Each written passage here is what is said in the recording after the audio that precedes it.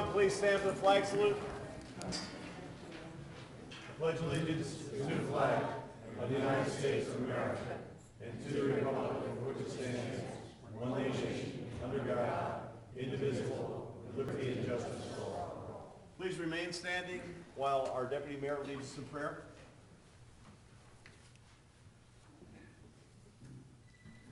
First, I'd like to welcome all of those who are watching at home in HD and hope that we look much better. Heavenly Father, we have just recited the Pledge of Allegiance, including the phrase, "in the republic for which it stands." It is therefore important that we remember what our republic stands for. Certainly it stands for our inalienable rights to life, liberty, and the pursuit of happiness, and the right to self-govern. America also stands for freedom of religion, freedom of speech, freedom of the press, freedom of assembly, and freedom to petition the government. Tonight, this council will take action directly stemming from one of those freedoms, namely a petition from the people. We pray that you will guide us in our discussions and deliberations so that our decisions will be in the best interest of our city and all its residents. Amen. Amen. If you would remain standing and ask for a moment of silence. We have lost a long-standing member of our community, Tom Callahill, who passed away last week. Tom was a lifelong resident of Brigantine. He and his family owned the Island Journal newspaper. He was actively involved in the community, as were his entire family. Carol serving on our Board of Education, not only here in Brigantine, but also in Atlantic City. And our thoughts and prayers go out to Tom. He was a wonderful individual, meant a lot to his friends, and was actively involved in building many of the buildings that are in Atlantic City and throughout Atlantic County. So on behalf of the city, I think we want to offer our condolences and to Carol, Tom Jr., Cher, Lonnie, and let them know that our thoughts and prayers are with them. So if we could have a moment of silence.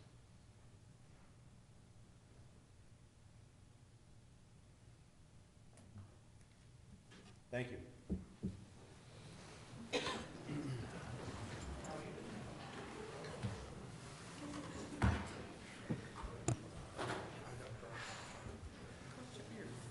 Just to advise that meeting notices covering this meeting have been sent and posted as required under the Open Public Meetings Act.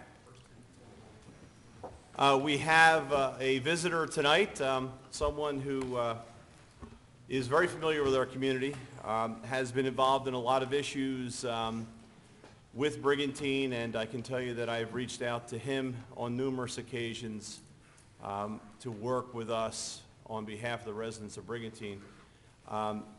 16 months ago, after Superstorm Sandy, Chris Brown was one of the first people I called, and he started through his office to do a lot with constituent service to deal with individual problems that people were having, whether it was with the insurance reimbursements or FEMA applications or applying for RREM or any of the other programs that are out there.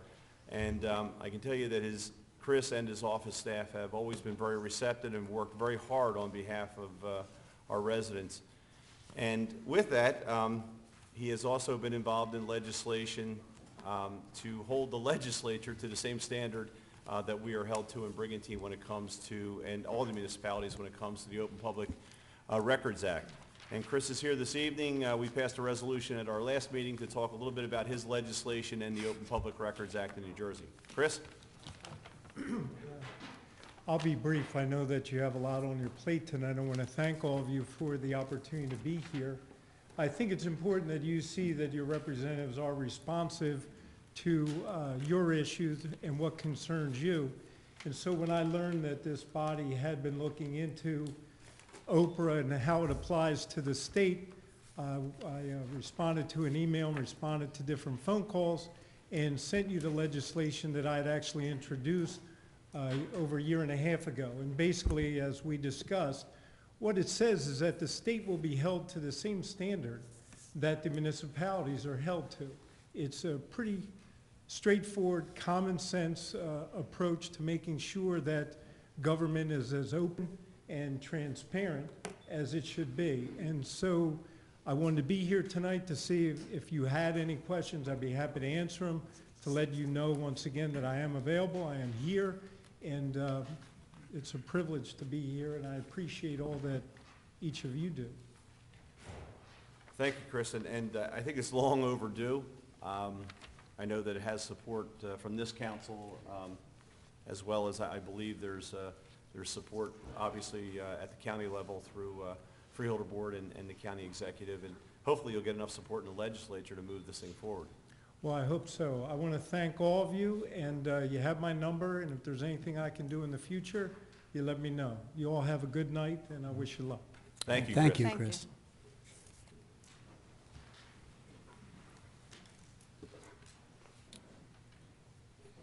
Okay, the first order of business this evening is the approval of the executive session minutes of 2/19/14. Could we have a motion and a second, please? So moved. Second. Any additions or deletions to the minutes? Okay, seeing none, could we have roll call, please? Simpson, Yes. McClay, Yes. Bacardi, Yes. DeLucre, Yes. Palilla, Yes. Kern, Yes. Mayor Gunther, Yes. motion carried. Next is the approval of the requisition list, operating expenses, and payroll. Could we have a motion and a second, please? So moved. Second. Any discussion?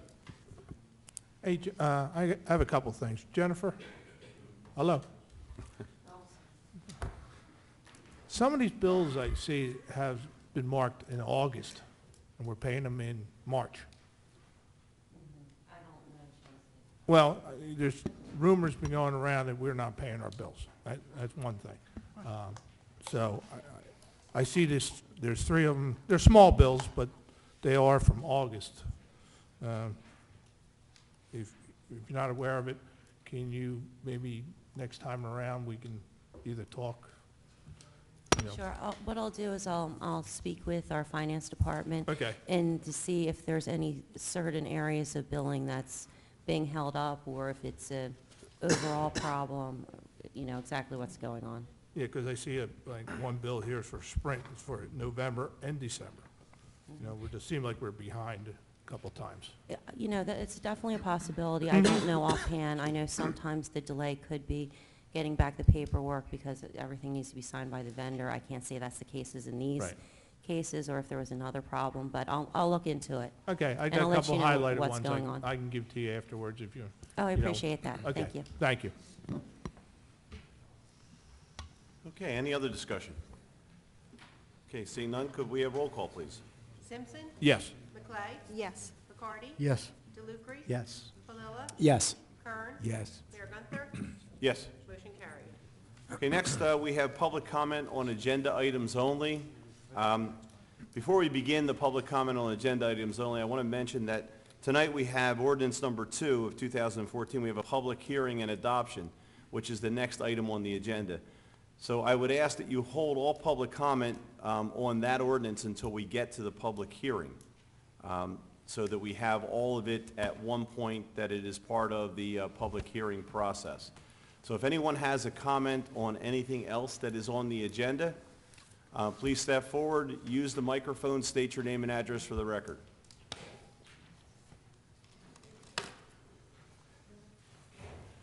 Yes, Mrs. Williams.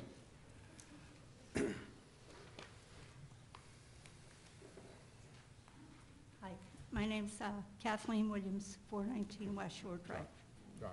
And I'm here tonight to ask a question, and I hope that I go away with an answer. It's about the permits. I lost my home in Sandy. I tried to keep it. I had people look at it. I had Ralph Busco look at it. He said it was a tear down. It was not a rehab. I had Reach Global, the Christian group, offer to do anything I wanted them to do. And when they looked at it, they said it was a tear down. It was not a rehab. I am fighting right now with the insurance company because I got $90,000 and my insurance is for $250,000. I'm fighting with everybody over this home of mine. And if I have to pay $3,000 for permits, I cannot do it. My home is not a new construction, it's a rebuild. It's built on the same exact lot, it's going to be the exact same size, and what am I going to do? I Miss- lost my husband in June, in the middle of all this, and my home is demolished. Ms. Sweet, Can you tell me, please, tell me somebody well, tonight what I'm supposed to do? I can tell you that we've had some discussion, it's not on the agenda, but I can tell you that we've had some discussion about this as a council. And we have some information that's been provided. I think we need additional information based on what we've seen so far. But, and once we get that, I think there's a mechanism for us to move forward in that direction. Okay, if I had the money, I wouldn't even be here. I understand. I wouldn't lower myself, I wouldn't be here. I understand. But I can't do it. But that's something, I know we received some information on that. I just have to clarify some things, and I think other members of council may have some questions about that whole process as well.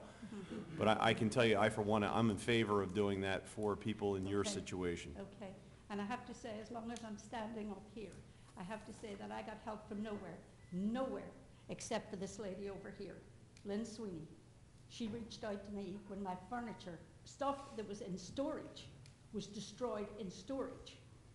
And this lady reached out to me and helped me to get mattresses and everything that I needed for this new apartment that I have. So I just want to, let you know about Lynn and her kindness to me through this whole thing.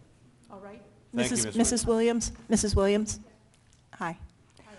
Tonight, in executive session, that is one of the topics we're going to be discussing, the construction fees. Okay, Okay? all right. And hopefully it'll turn out in everybody's favor on this side of it, because we can hit hard. Thank you, Mrs. Williams. Thank you. Okay, any other comments on the agenda? Anything on the agenda? We're going to get to the open public comment after we have the hearing on the Public Safety Director ordinance, and then we will have comment on any topic before council at that point. Okay, I'm going to close this public portion. We have ordinance number 2 of 2014, which is a public hearing and adoption. And this is abolishing the position of Public Safety Director. Have a motion and a second, please. So moved. Second. Okay, at this point, I'm going to open the meeting for public comment on ordinance number 2 of 2014 to abolish the Public Safety Director's position within the city code. And I'd ask that you limit your comments to ordinance number 2. Please step forward, use the microphone, and state your name and address for the record. Anyone who would like to comment on ordinance number 2, Public Safety Director? Mr. Burns. I just came over first to congratulate all these people. Mr. Burns, could you give us your name and address for the record? Oh, Thank you.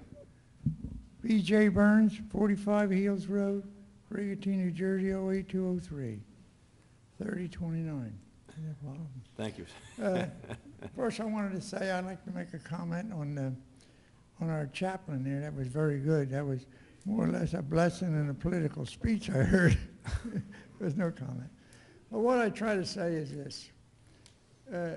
About him, which I don't know, and what I'm trying to say is, before we all got rearranged and changed and everything else, we had the best town in the state of New Jersey, I can say. And we had the best full-time, cheapest taxes in the state of New Jersey, with the town had full fire, police, and everything else. And we had fire chief and police chief and everything else and all. And what I'm saying is, I knew how good they were long before they showed it to everybody else when we had the flood and all. So I'm a firm believer in, you don't fix something that's not break. Now, I know I negotiated all my life. That's all I done. Didn't work hard, just aggravation. But you can negotiate yourself out of this with all of you. And I know what the new people want to be tough. And I can understand that. It's their day in the light. You know, we had ours, it's their turn. But let's think about Brigantine as a whole. And let's not destroy something that is perfect, in my opinion. and you don't fix something that's not broke. So all I want to say is, I don't believe in a safety director. Any city tried it, everybody tried it, all over, it never worked out. I would like to see you appoint fire chief, police chief, and point somebody you Democrats want. You're in charge. Point a fire chief you want, and a police chief you want, and your street people, out of what we have, because we have the best. There's no two ways about it.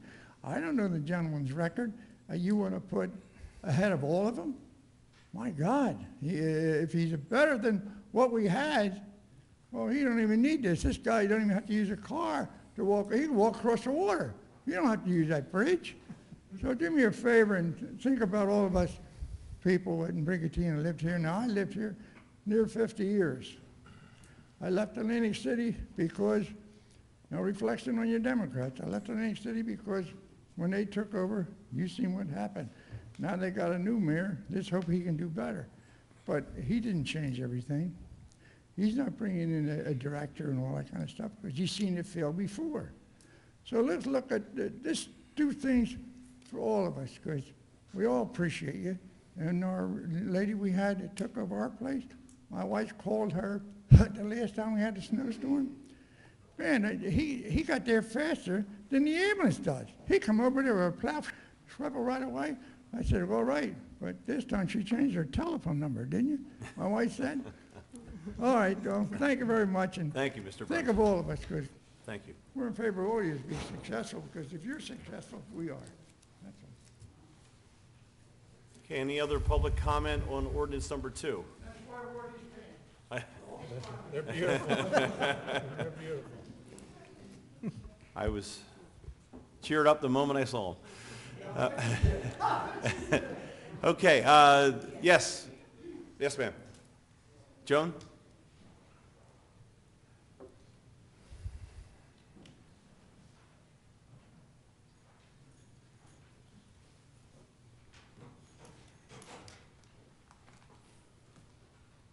Joan Reese Evans, 1419 Bayshore Avenue, Brigantine. I just want to say, if I got this correct, I believe that when we needed a city manager, the whole council voted unanimously to hire Jennifer Blumenthal.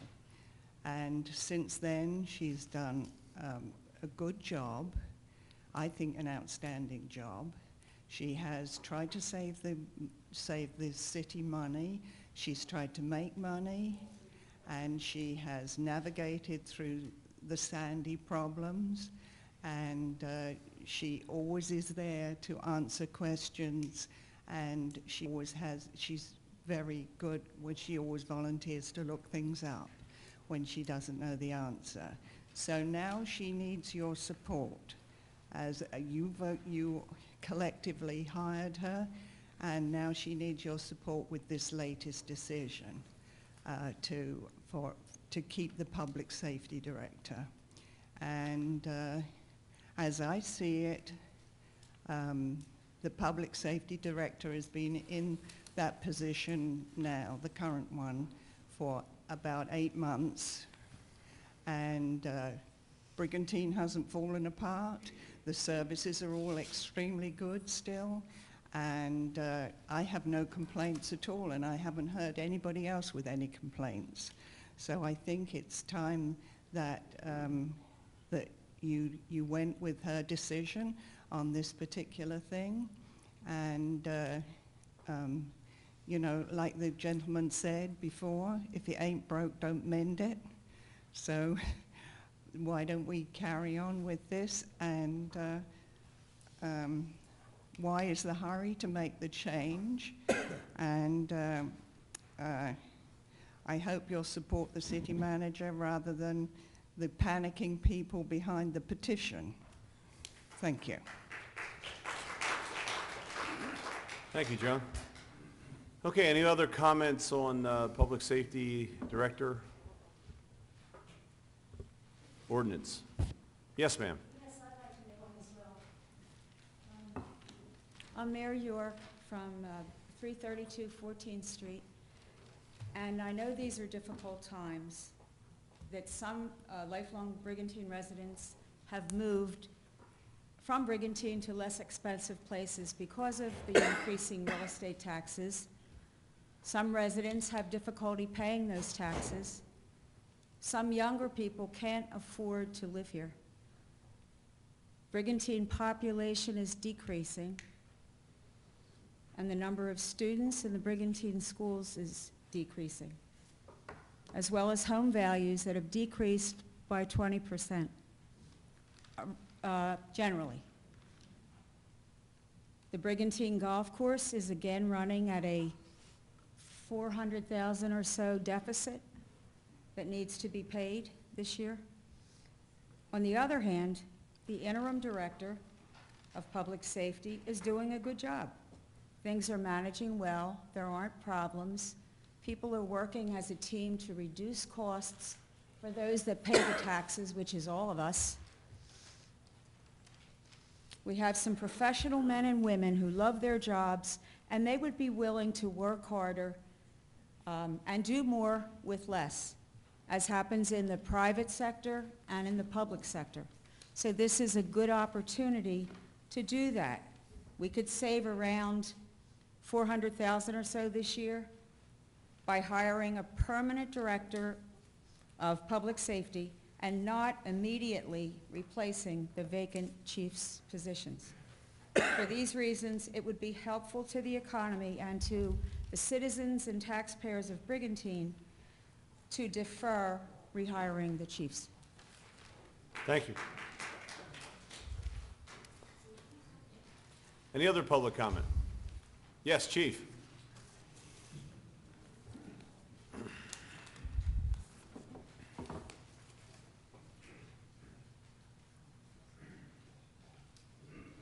Good evening, Ray Cox, 6402 Tanglewood Drive in Mays Landing.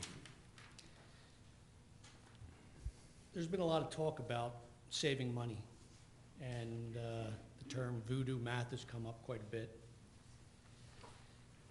I have a document that the city manager prepared for city council, which gave the cost analysis of a chief versus public safety director. And I just had a couple questions about it. It lists the captain at $116,000 of the police department. But then there's a double asterisk at the bottom that says the captain's current wages are $138,025, not including some additional wages paid. This amount is used for the chief's salary. That is my salary today, $138,25. So the $26,430 that she shows is going to cost to make a chief doesn't exist. It would actually be zero. Then we go down the column for the new hires. And you have a police officer at $42,000, new first year salary, $20,000 in health care and pension and benefits, comes to a total of $72,052. We're not hiring any new police officers. There's no discussion to hire new police officers. And I can tell you right now, we are not hiring new police officers.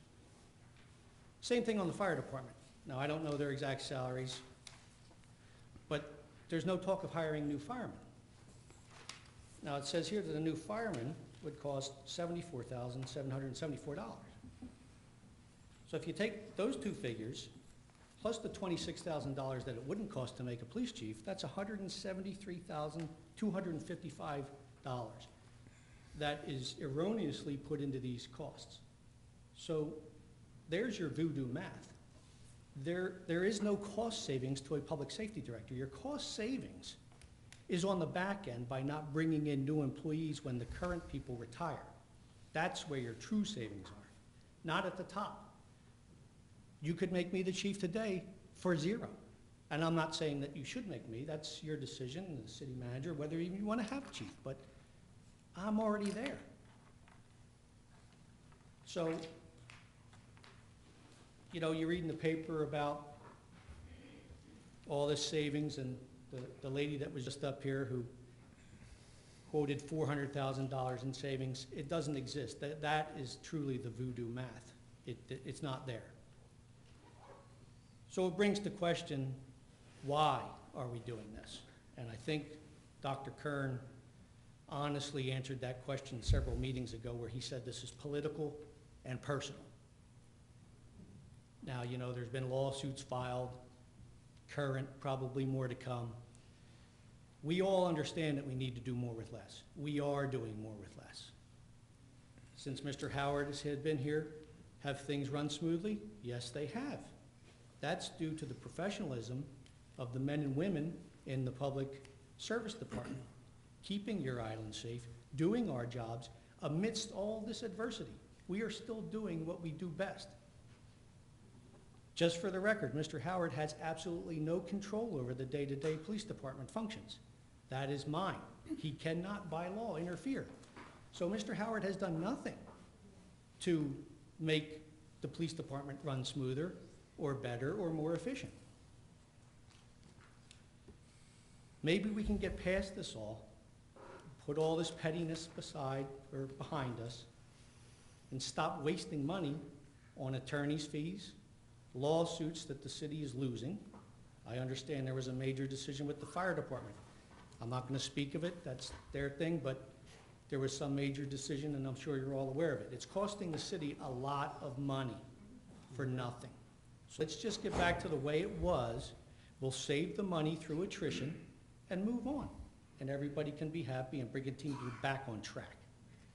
Thank you. Thank you.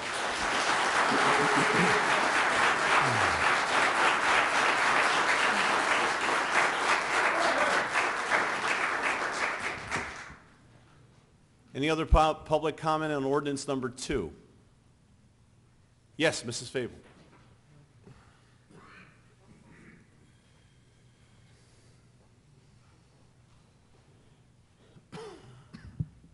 Thank you. After listening to Ray, who I know was Ray since he was a little tyke, I vaguely remember reading in the press within this past week the one ads. I read the one ads. I don't know. I'm certainly not able to work. Nobody, my husband. It's just something I do. I vaguely remember an ad for a Brigantine police officer, class 1 or class 2, salary $10 to $15 an hour. The resume was to be sent to Mr. Howard. Now, if we're not hiring anybody, why was there an ad in the paper? The other thing I want to say is I found myself hearing my mother's words a lot. You know, we grow and go, we say our parents don't know anything. The one thing my mother always said that sticks with me, that I would like each and every one of you to think before you cast your vote tonight, is do the right thing. That's all I'll leave you with. Thank you for your time. Mrs. Fable, could you just give us your address for the record? Certainly. It's 4 Hudson Cove, Brigantine. Thank you, Ms. Fable. Okay, any other public comment on the Public Safety Director ordinance? Yes, Mr. Riley.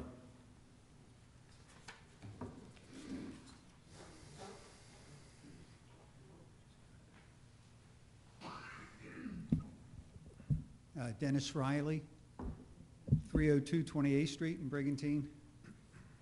I'm opposed to the ordinance. I have 3 items I just want to mention. Number 1, I want to keep the tools in place that give this city manager the same flexibility to perform her duties as her predecessors had. Those duties include maintaining public safety and keeping costs affordable while doing so. I'm not aware of any significant degrading of public safety services since the appointment of the interim public safety director. And third, the public safety director and the chiefs have coexisted, and they coexist now, and I believe that should be continued as we go forward. Thank you. Thank you, Mr. Hunt. Okay, any other comment on ordinance number 2 of 2014? Mr. Finan.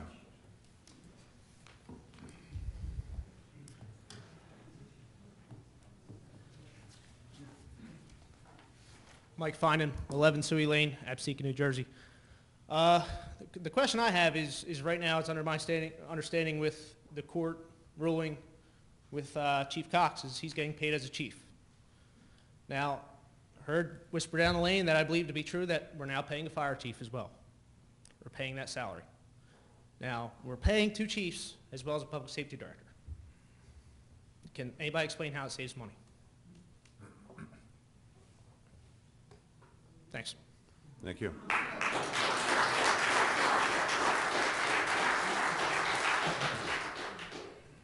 Okay, any other comments concerning ordinance number 2 of 2014?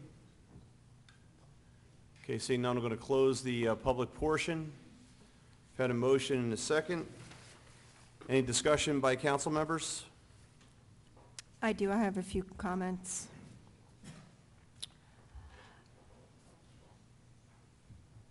This ordinance is here because of a petition of about 500 signatures. And I thought about this long and hard. As a governing body, all of us up here, we represent thousands of residents in Brigantine, and they elected us to make the right decisions for our city's future. Number one, as a government, we need to enact measures to reduce expenses and promote efficiencies.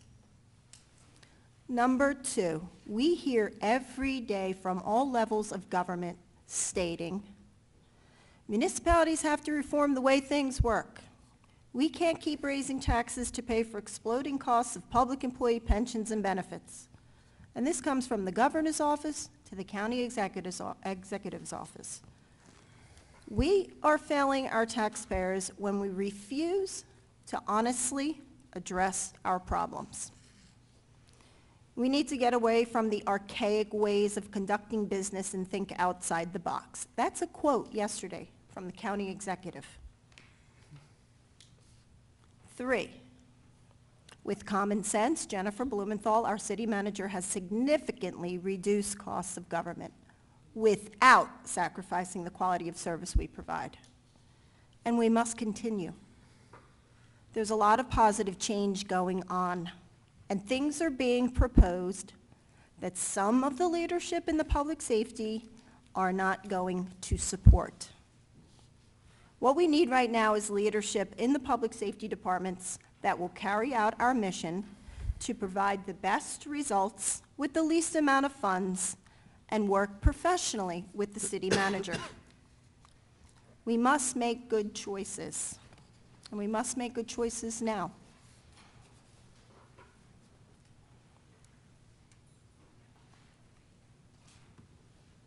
Okay, any other comments?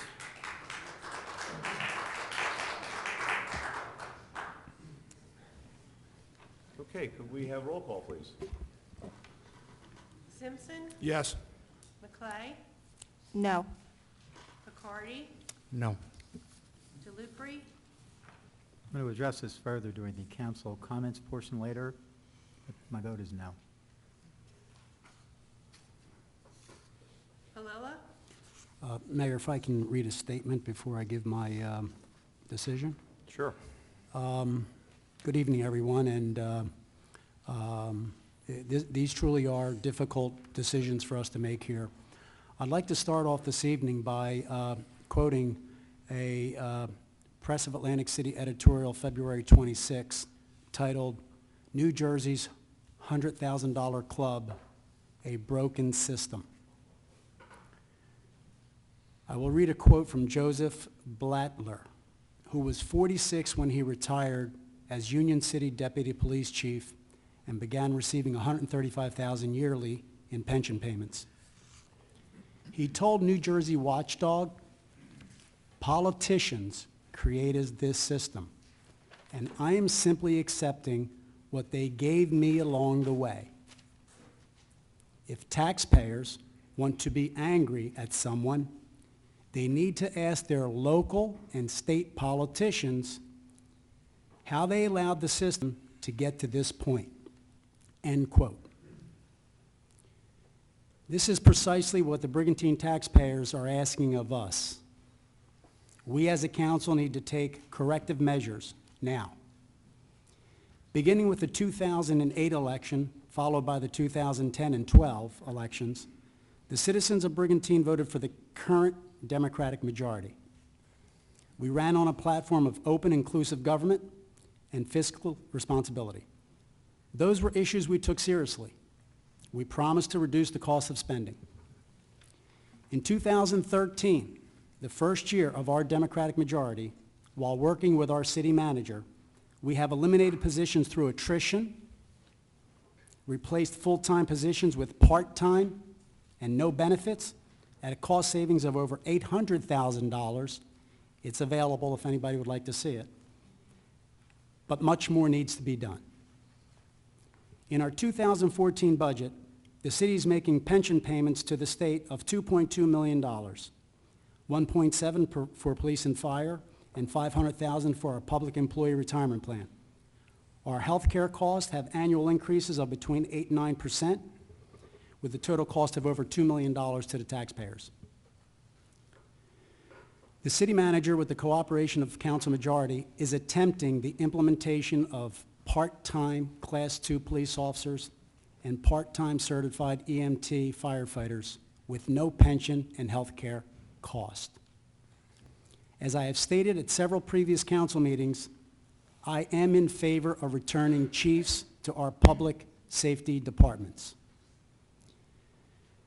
The city manager, as the CEO of the city, must appoint individuals who possess the skill set and leadership ability to work in concert with the manager.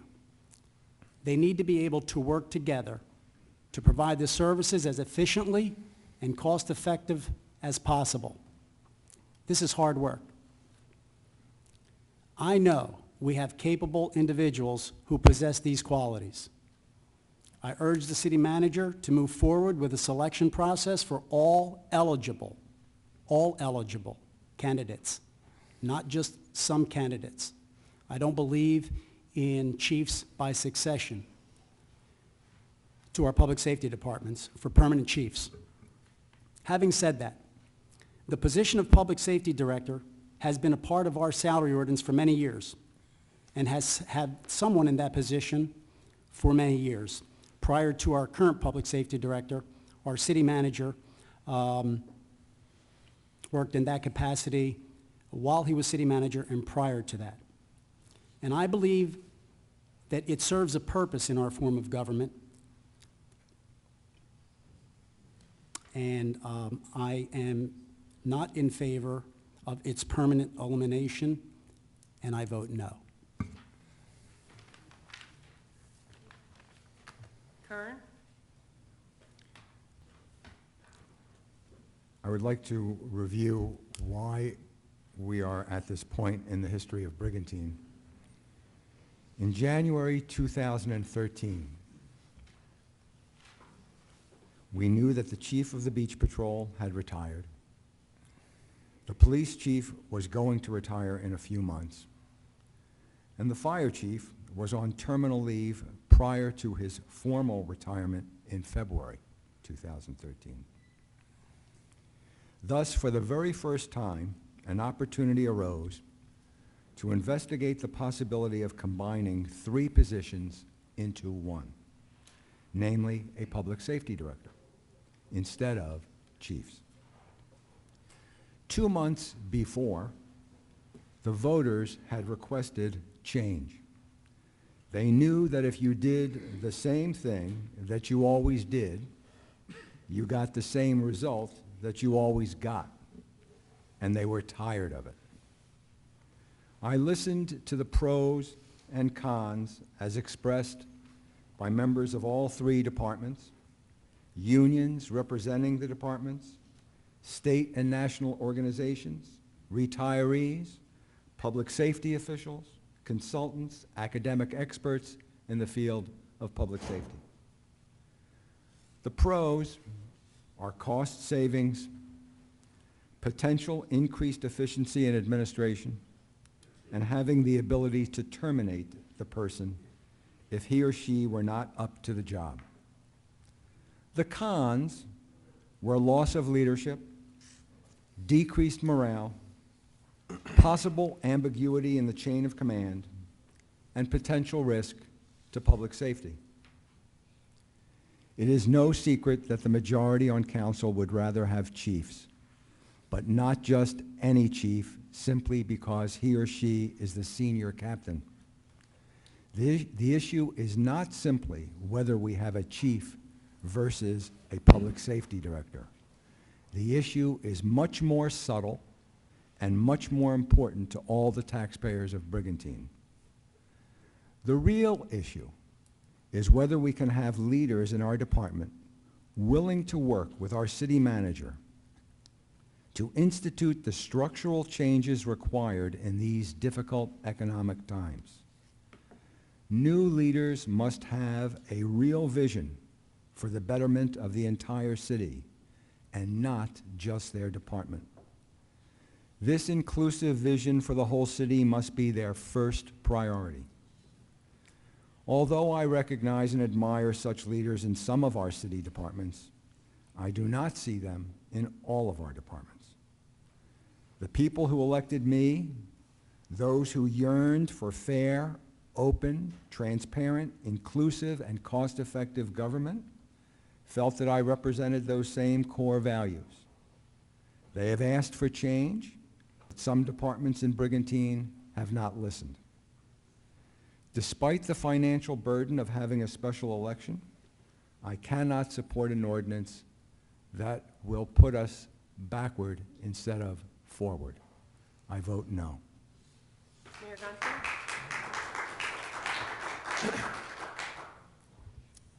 This has been a topic that we have discussed for many months, and my feelings on this topic are well known. They are very clear. I do not support the position of Public Safety Director. And I've heard a lot of discussion and certainly have heard many reasons. In fact, I've heard members of council be on all sides of this issue. And I'm not sure where this is going in the future other than obviously it's going to the voters, but I think there are some things we have to keep in mind. Public Safety Director arrived here not by a national search, not by an advertisement that was promised. The individual arrived here unbeknownst to me and the rest of council. He was appointed. The open and fairness part of this, I'm not getting that, and transparency, but perhaps I'm missing something.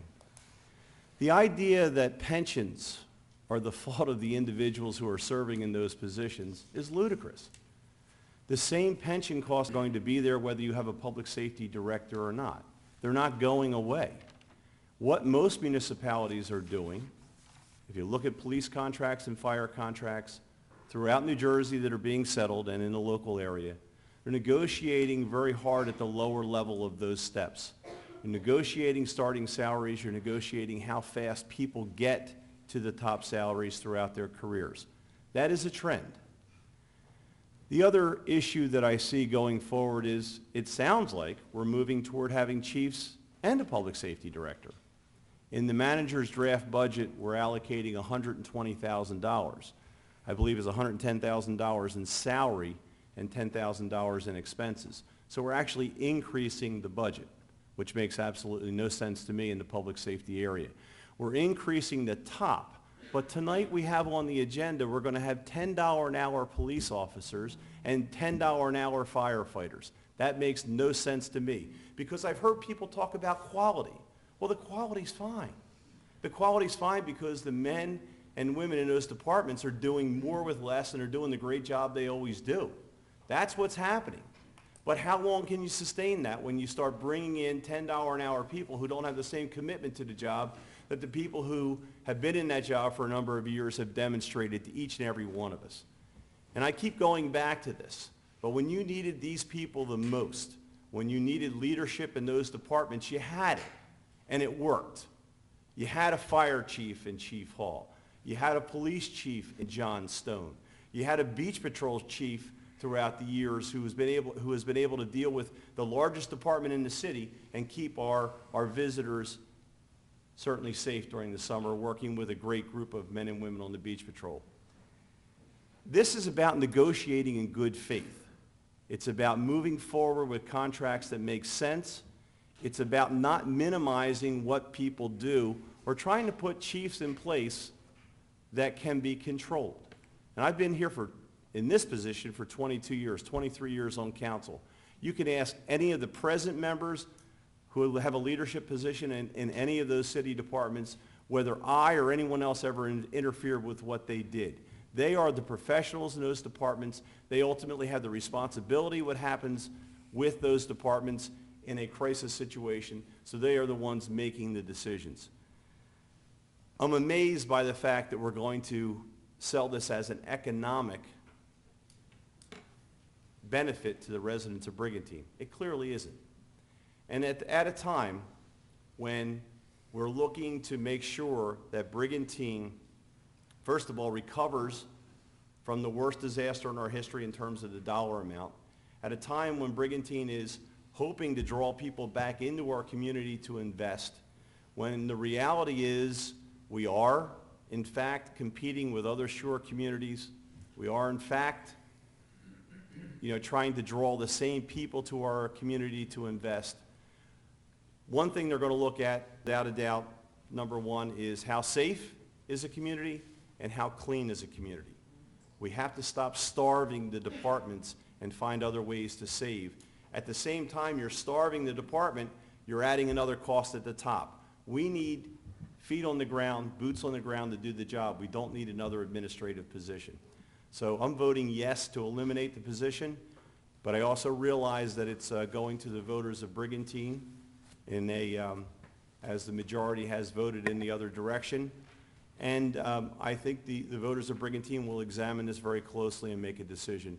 But once again, it's a shame that it has to go that route because this is a situation that has been created by a council that has not been open, transparent, and fair.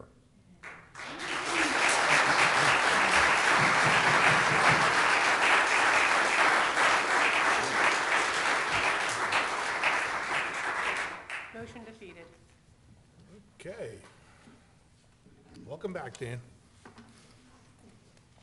Mr. Cerny, could you explain the process of where this goes at this point? Sure.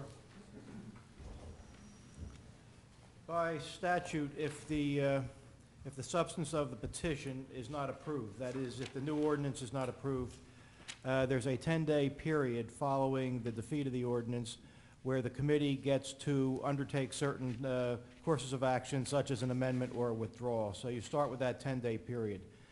Assuming that there is no alteration in the petition as a result of this action tonight and then the subsequent 10 days, you enter a period of 40 to 60 days where there will be a special election. There are other provisions in terms of when that election could or would take place. It would relate to general elections or regular municipal elections. Those items do not apply. So in the absence of a general election occurring within 90 days, it then triggers a 40 to 60 day clock following the expiration of that 10-day period of time. I trust that in the very near future, the clerk will communicate with the county officials, because there may need to be some coordination with the elections board and things of that nature, and get a little bit of clarity as to how we'll proceed. But it's a 10-day period, and then within the 40 to 60 days following that, that is when the election would occur. Thank you, Fred. Okay, we're going to move on to the next item of business. It's ordinance number 3 of 2014, an introduction amending the fee ordinance to allow the green team to take in fees. Do you have a motion and a second, please? So moved. Second. Any discussion? Seeing none, can we have roll call, please? Simpson. Yes. McClay. Yes. McCarty. Yes. DeLucre. Yes. Palillo. Yes. Kern. Yes. Mayor Gunther. Yes. Motion carried. Move to ordinance number 4. It's an introduction amending the ice cream vending ordinance.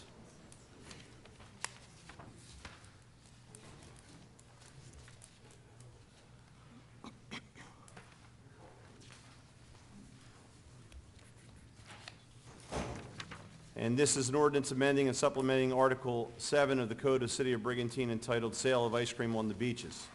Can I have a motion and a second, please? So moved. Second. Any discussion? Yes, Fred. The substance of this ordinance reflects the discussion that council had in executive session at the previous meeting.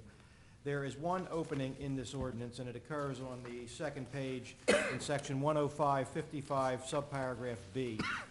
That is the registration fee for those vendors who are licensed as a result of their veteran status.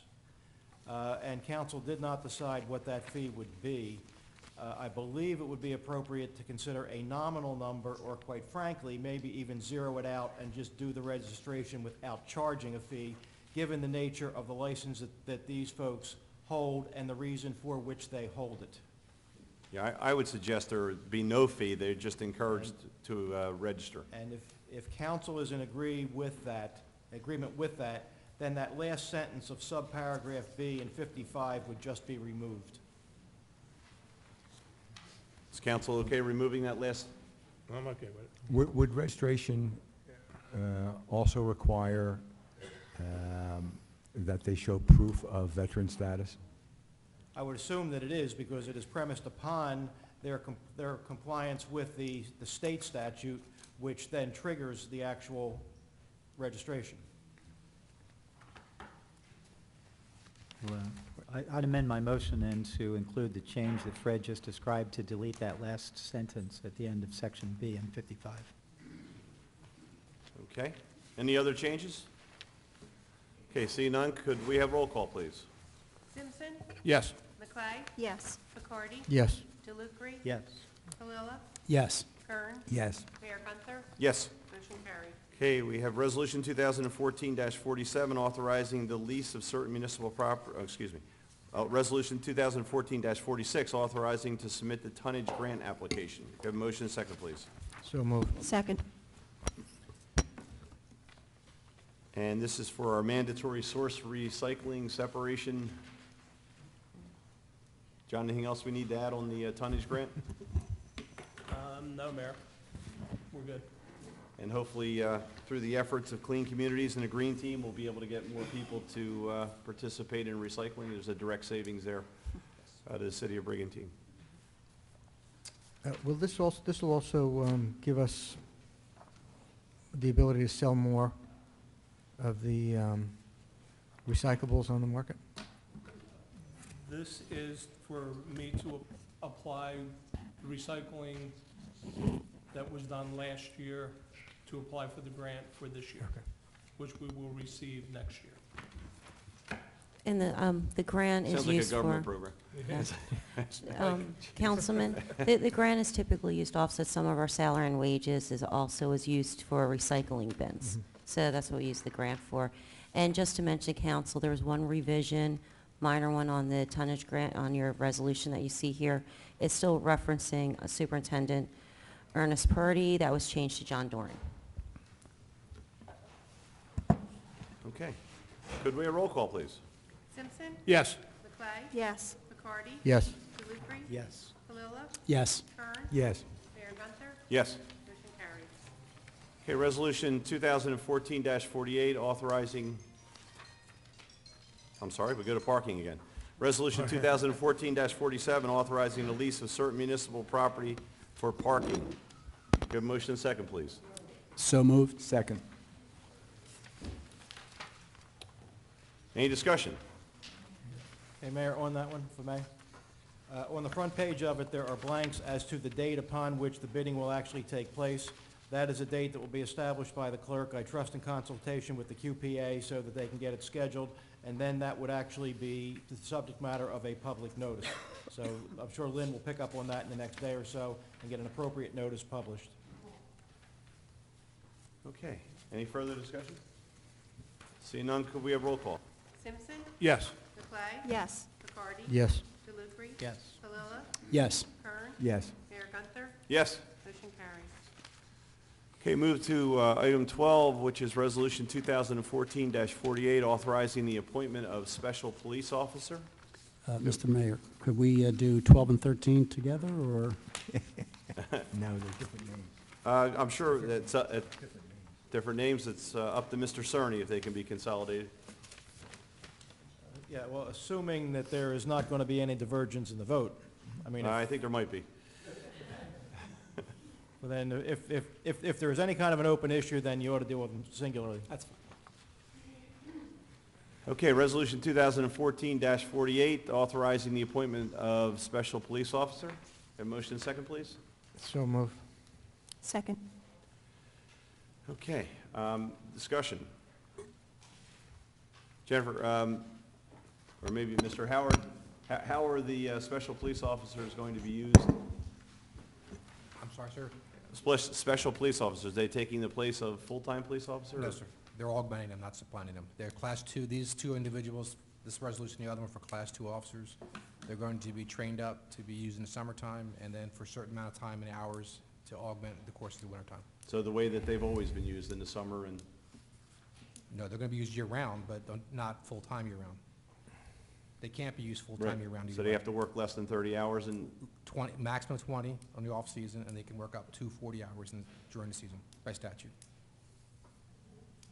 the issue I see is, are we moving toward, you know, if a police officer retires, are we starting to put part-time people in to take those positions? No, sir. They've had up to 10 or 11 Class 1 police officers in the last several summers that I'm aware of. Right. The chief and I have had conversations and discussions about moving, instead of having just Class 1s, have Class 2s and some Class 1s to give more resources to the police department, because obviously Class 2 officers can do more than Class 1. So they're same amount of people, just more authority, more abilities, more statutory authority, and they can give the police department more bang for the buck, if you will. Okay. So both of these are Class 2? Yes, ma'am. All right, any further discussion?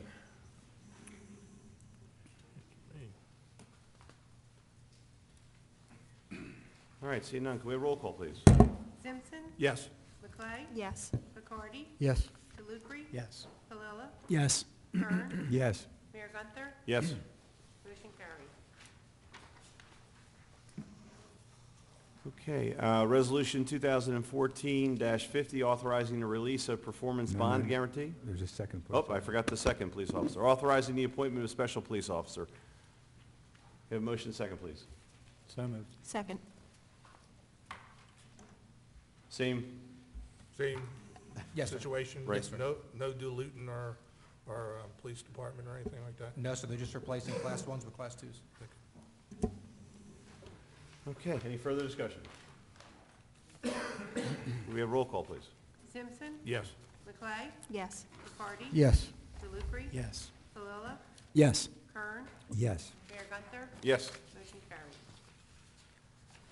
Okay, Resolution 2014-50, authorizing the release of performance bond guarantee.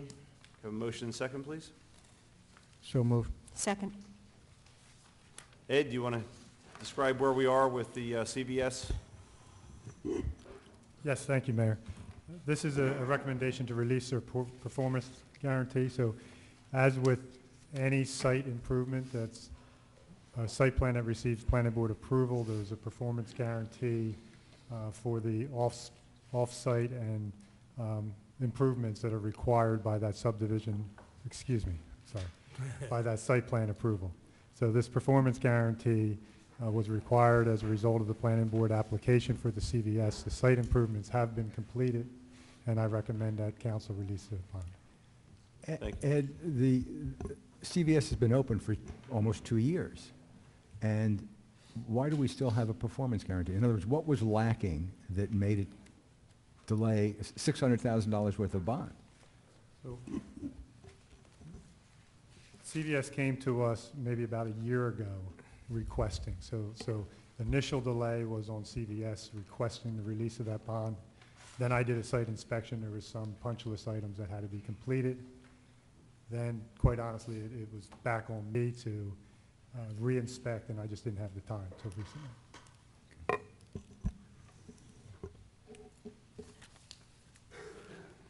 Okay, any other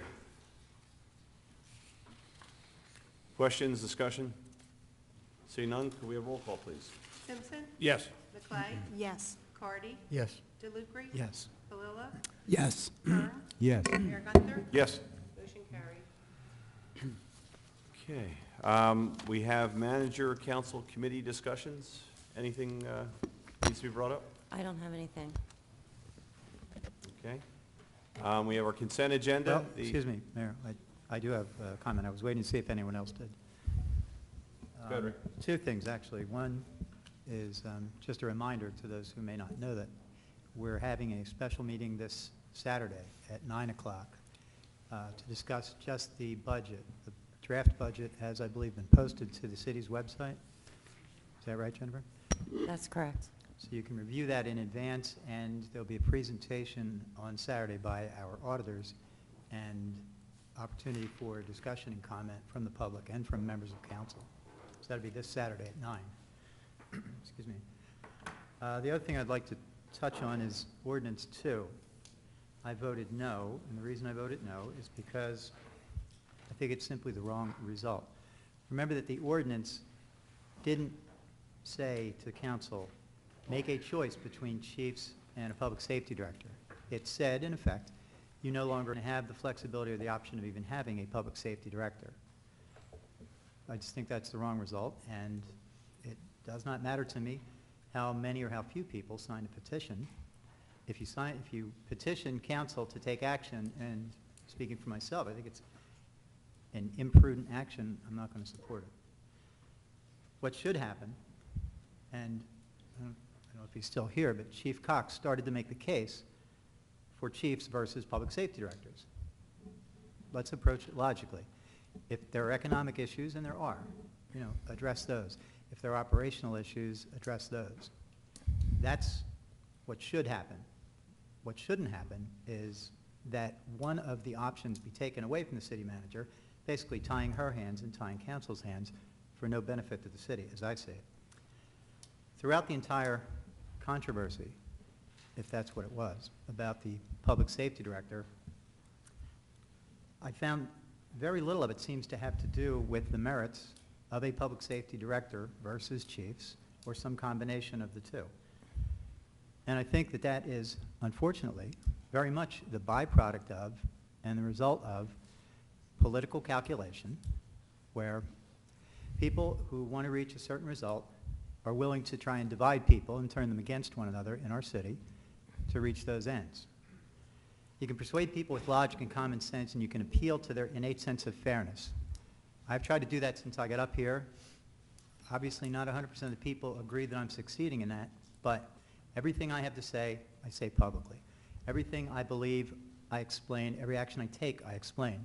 Agree with it or don't agree with it, you don't have to wonder. You don't have to wonder, as I have to wonder, when I read the anonymous attacks on the various websites and blogs, when I hear the rumors that go around town. Who's starting these rumors? Why? Every issue in this town ends up being the same thing. It's the same tired political trickery that drives it. Think back to the golf course issue. When the golf course issue first came up before this council, it was in the form, I believe, of Councilman Palella, saying, we have a serious financial problem with the golf course. And we do. There's no questioning that. But what was the first thing that hit the rumor mill in town? The Democrats have something planned. Palella's going to get the golf course. We're going to have Section 8 housing. Just ridiculous, big lies, because, unfortunately, it works. When you want to drive somebody to a point of view that you can't defend and you can't explain rationally and that you can't persuade them to, you manipulate them. And that's all that is. People get manipulated with fear. Some of the rumors and the stories that have surrounded the public safety director are from the same, cut from the same cloth. To me, it's shameful when people try to divide the citizens of the town against one another for some cheap political end. Make the case for chiefs. And you know what? Every person on this council has said, and it's true, you don't have to try that hard to make the case. We have seen in the past excellent chiefs in all the departments. Can you do it in an economically sensible and workable way? I don't know. But I don't start, none of the people up here start with the supposition that you shouldn't have chiefs. But I don't go from that to vilifying a man like Dan Howard, who did nothing more than come to our town when asked and perform a job with dignity and professionalism and expertise. Dan comes to us having a distinguished career in law enforcement. And he's not getting paid a lot of money here, despite rumors that people say he's getting $100,000, they're tripling his salary.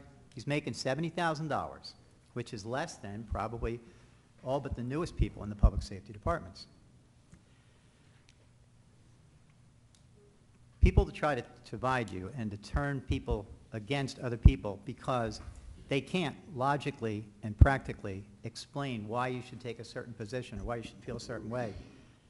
They do it by fear that somebody is going to take something from you. In this case, the Democrats. The Democrats are taking something from you. They're taking our chiefs.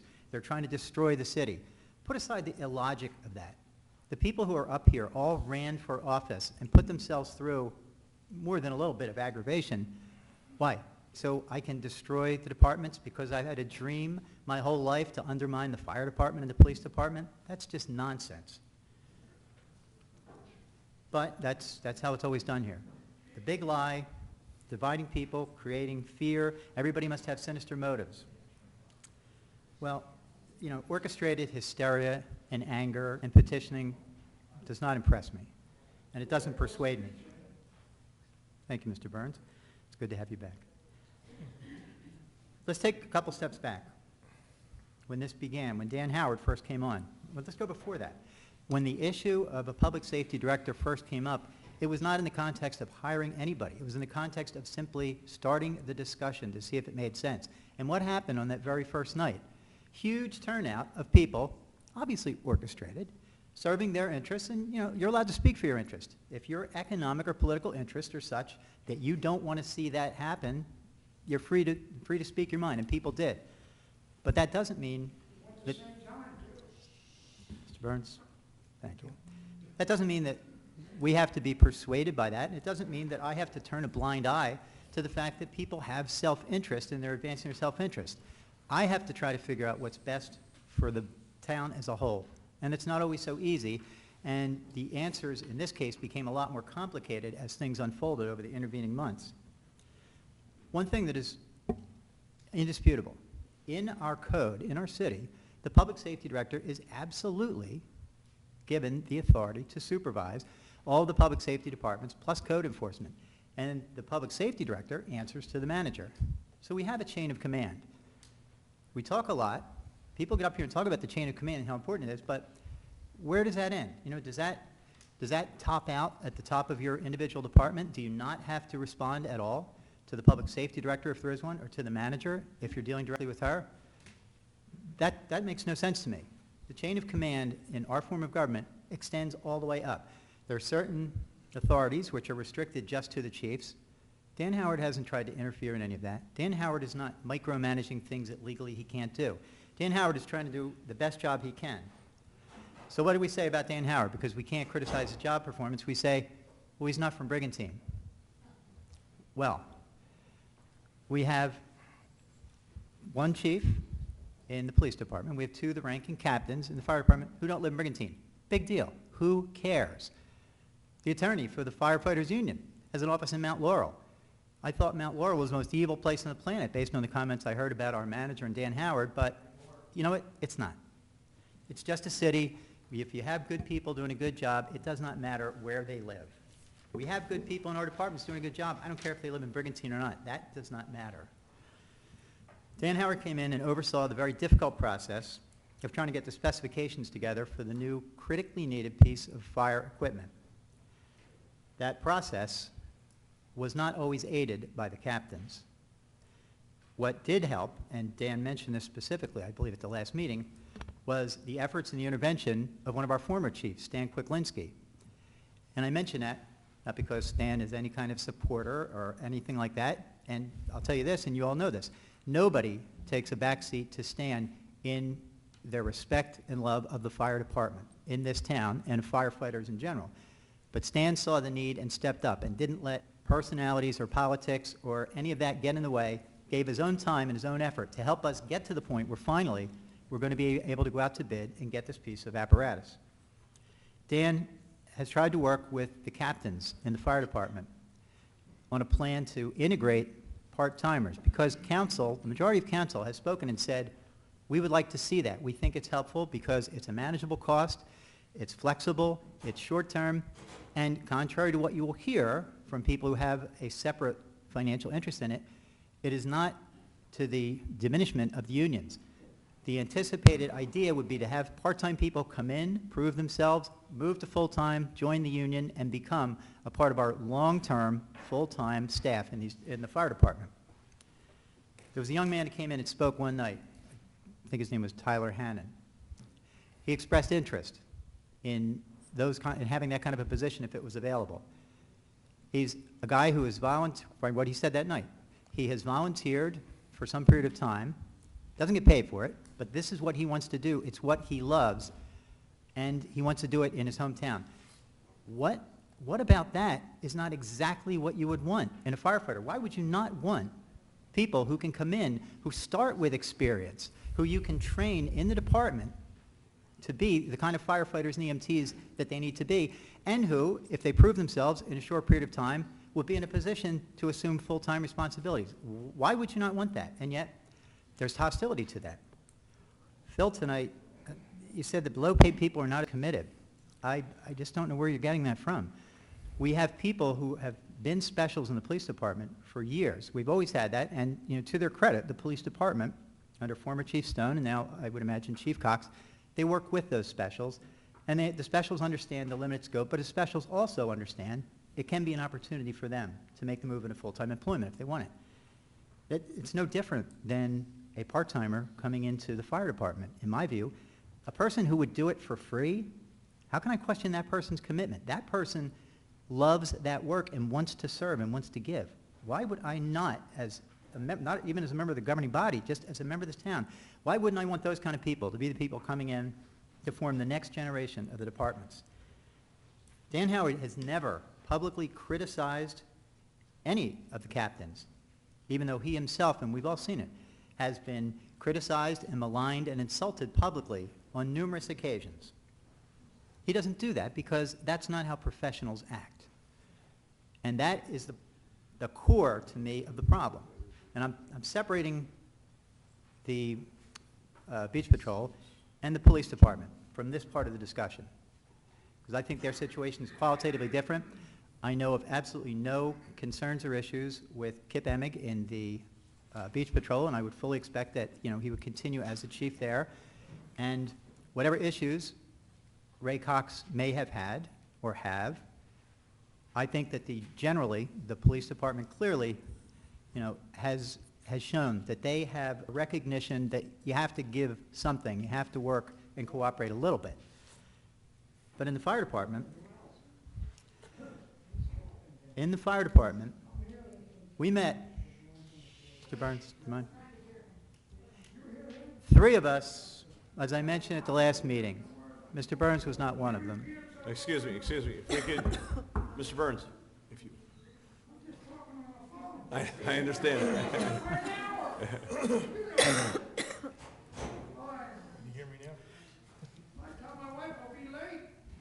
Well, I'll tell her. Mr. Burns is going to be a little late tonight. Now, Burns, these are serious matters, and I hope you can control yourself for the balance of this. In the fire department, we had, and we being Ms. Councilman Palella, Kern, and myself, we met with some of the representatives of the fire department some weeks back. We also met with the police department. And 2 things came out of that meeting. One was that it was made clear that it was the view, at least of the people we met with, that the selection of a chief is something that really should rest with the department rather than with the manager. Well, I just disagree with that. The manager has to make the decision with her understanding and her vision of what is in the best interest of the entire city. The second thing that came out was that we had a discussion about what was, at that time, a posting on the firefighters' website, or Facebook page, or maybe both. It was a picture which can only be described as obscene, and it was posted in juxtaposition to a story from 20 years ago about Dan Howard from when he was in Mount Laurel. I strongly suggested, because I was looking to see what the reaction would be, that, that had no place. That was a disgrace. It reflected horribly on the department and on the city and was unjustifiable because the picture, of course, had nothing to do with Dan Howard. The picture was of some criminal who was pictured sitting in a car with no pants on. Yeah. But they have this on their website for weeks on end, with the story about Dan Howard. I thought perhaps after we had that discussion that the next day that might be taken down, but it wasn't. It stayed up for about another 10 days until there was a letter in the paper from some gentleman castigating them for that, and then it was taken down, but it wasn't taken down with any apology. It was taken down with basically a backhand slap again at people who dared to be offended by that, and some lame explanation about the inability to separate the picture from the story, as if it was perfectly innocent and there was no way that could have been avoided. You'd have been better off, whoever did that, and I don't know because that's done, as far as I know, anonymously. There's no author given. There's no explanation of who in the department is responsible for that. You'd have been better off not saying anything, because that's just basically extending the middle finger to everybody who dared think that what you did there was an abomination, because it was. What about this idea of leadership? Where's the leadership that lets that stay on the website, the face of the union, to the world? And then later, when they finally get called on it, when the public outcry becomes too great, basically says, we couldn't have done it, there's no way to avoid it, and don't let the haters change your thinking. The haters. The haters are the people who are offended by that, the people who believe that maybe we do have something called a chain of command, that maybe people ought to be treated with respect in their positions. Mr. Howard treats the people in the departments with respect, and yet that's not reciprocated, as I've seen very plainly, from the leadership, the top leadership in the fire department. So, that is, to me, a continuing issue. This ordinance, if it had passed, if it doesn't pass, if it passes or doesn't pass in the election, isn't going to change the fact that you have huge, in my view, huge questions about the judgment of the people who would let something like that happen, and who would celebrate it, and then who would try to defend it later. I don't have the answers to those questions, but I know they're very troubling to me, and until they get resolved, I'm going to support the manager in her search to find someone, and I know there are someones in the fire department. I've not seen that coming from the current captains of leadership, and it's very troubling. I'd like to say a few words.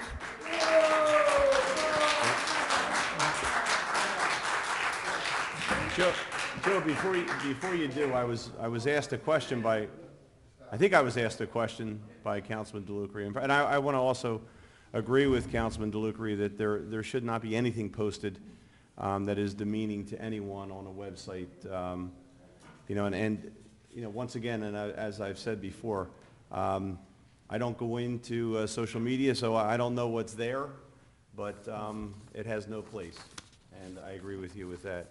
But what it boils down to, Councilman DeLucre, in my mind, and you asked me the question, the young man you mentioned is a fine young man. But what this whole thing boils down to is an issue of trust. Right now we have six retirements, 6 openings in the fire department. And we're talking about part-time people. So it doesn't take much in my mind to say that those part-time people are replacing the full-time people who should be there. Now, I have no problem, as Dan said about the specials coming in the summer. We've done that for years. There may even be a way to do something on a seasonal basis with EMTs. That may be a really good thing to do. However, when you start talking about 6 openings and part-time people at the same time, they're replacements. They're not someone who's coming in to help out. They're coming in to replace. And right now, the quality is tremendous, but I know that resources are stretched. And I don't want to be the person sitting here when quality isn't what it should be. And I'm not trying to scare anyone, but we've all been used to a certain level of service that all of us have used, either ourselves or our family members, and we want to keep that same quality going forward. So it really boils down to trust and having the ability to say exactly what is going to happen in a very forthright way and then following through with it. If the part-time people coming in are replacing the full-time people, just say that if that's the case. But I have to look at the numbers, and that's the impression that I get. Okay. I'll be brief because I don't want to repeat anything that's already been said. We've spent a long time on this topic. Excuse me. The mayor said we've been on both sides of this, and that's true. That's where I found myself. I haven't wrestled with any other issue to the depth that I wrestled with this issue because it's difficult. Am I opposed to chiefs? Not in the least. Do I have any problem with the performance, with the professional performance of the policemen, the firemen, the lifeguards? No, not in the least. But what I see is not what the mayor says is a question of trust. From my point of view, it's a question of resistance to change. A lot has changed here in Brigantine over the years. It's no longer a community where the majority of people live here all year round. The majority of people here are now part-time. We know that there are budgetary issues that I don't know if the city has ever faced to the degree that it's facing now. Things must change if we're to survive and to still have the level of services that we've come to expect. People occupying part-time positions who are completely qualified, will not affect the quality of service unless there is resistance